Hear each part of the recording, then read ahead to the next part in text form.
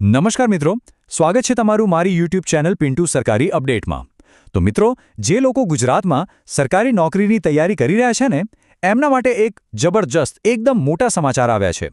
ગુજરાત પંચાયત સેવા પસંદગી મંડળે આવનારા 2 વર્ષ માટેનું આખું ભરતી કેલેન્ડર જ બહાર પાડી દીધું છે। તો ચાલો આજે આપણે એની બધી જ મુખ્ય વાતોને એકદમ ડિટેલમાં સમજીએ। જી હા, આ કોઈ નાની સૂની જાહેરાત નથી, પણ હજારો પદો પર ભરતી માટેની એક સુવર્ણ તક છે। જે લોકો વર્ષોથી મહેનત કરી રહ્યા છે, સરકારી નોકરી માટે તૈયારી કરી રહ્યા છે, એમના માટે તો આ એકદમ ગેમ ચેન્જર સાબિત થઈ શકે છે। તો ચાલો આમાં થોડા ઊંડા ઉતરીએ। ગુજરાત પંચાયત સેવા પસંદગી મંડળ, જેને આપણે જીપીએસએસબી તરીકે ઓળખીએ છીએ, એમના દ્વારા વર્ષ 2025 અને 2026 માટે ભરતી પરીક્ષાઓ અને એના પરિણામોનું આખું ટાઈમ ટેબલ બહાર પાડવામાં આવ્યું છે। અને જુઓ, આ કોઈ આમતેમથી આવેલી માહિતી નથી। આ ખુદ મંડળ દ્વારા જાહેર કરાયેલું ઓફિશિયલ કેલેન્ડર છે। એટલે આપણે જે પણ વાત કરીશું એનો આધાર આ જ ડોક્યુમેન્ટ રહેશે, જેથી બધી જ માહિતી એકદમ પાકી અને સાચી હોય। આ કેલેન્ડરની સૌથી ખાસ વાત શું છે ખબર છે? આ ફક્ત 1 વર્ષ માટે નથી, પણ આ એક લાંબા ગાળાનું 2 વર્ષનું આયોજન છે। આનાથી ફાયદો એ થશે કે ઉમેદવારોને તૈયારી માટે પૂરતો સમય મળશે અને એક ચોક્કસ દિશા પણ મળશે કે ક્યારે શું થવાનું છે।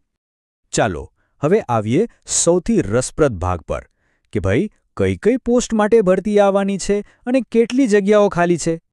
તો સૌથી મોટા આંકડાથી શરૂઆત કરીએ। પશુ આસિસ્ટન્ટની પોસ્ટ માટે કુલ 886 જગ્યાઓ પર ભરતીની જાહેરાત થઈ છે। આ ખરેખર બહુ મોટો આંકડો છે। જે લોકો પશુપાલન ક્ષેત્રે કરિયર બનાવવા માંગે છે, એમના માટે આનાથી મોટી તક ન હોઈ શકે। પશુ આસિસ્ટન્ટની 886 જગ્યાઓ તો છે જ, પણ એ સિવાય પણ જુઓ, સ્ટાફ નર્સ માટે છે 341 જગ્યાઓ। પછી સૌથી વધુ જેની રાહ જોવાય છે, ગ્રામ પંચાયત મંત્રી એટલે કે આપણા તલાટી, એની પણ 238 જગ્યાઓ છે।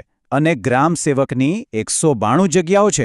મતલબ કે લગભગ બધી જ પોપ્યુલર પોસ્ટ્સ આમાં આવી ગઈ છે। અને વાત અહીં જ નથી અટકતી। જુનિયર ક્લાર્ક, FHW અને MPHW જેવી પોસ્ટ જેની લોકો કાગડોળે રાહ જોઈ રહ્યા હોય છે, એની પણ ભરતી આવવાની છે। એ કેલેન્ડરમાં એકદમ સ્પષ્ટ છે।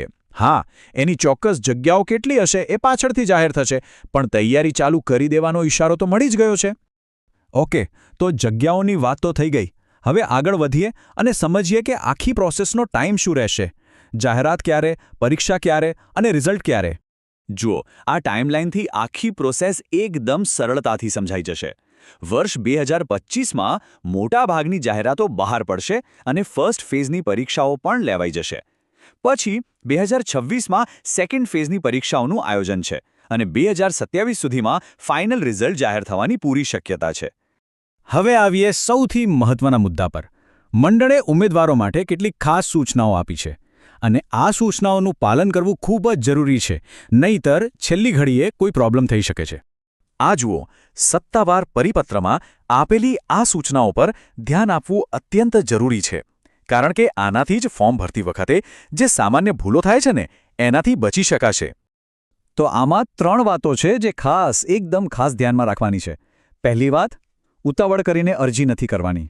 દરેક પોસ્ટ માટે પહેલાં એની ડિટેલ જાહેરાત આવશે, એ આવ્યા પછી જ ઓનલાઈન એપ્લાય કરવાનું છે, બરાબર? બીજી વાત, કેલેન્ડરમાં જે તારીખો આપી છે ને, એને પાકી ના માનતા। એ અત્યારે ટેન્ટેટિવ છે, મતલબ કે એમાં ફેરફાર થઈ શકે છે। અને ત્રીજી અને સૌથી અગત્યની વાત, ઉંમર કેટલી જોઈશે, ભણતર શું જોઈશે, આ બધી જ ડિટેલ્સ ક્યારે મળશે? જ્યારે એ પોસ્ટની ફાઇનલ જાહેરાત આવશે ને, ત્યારે જ।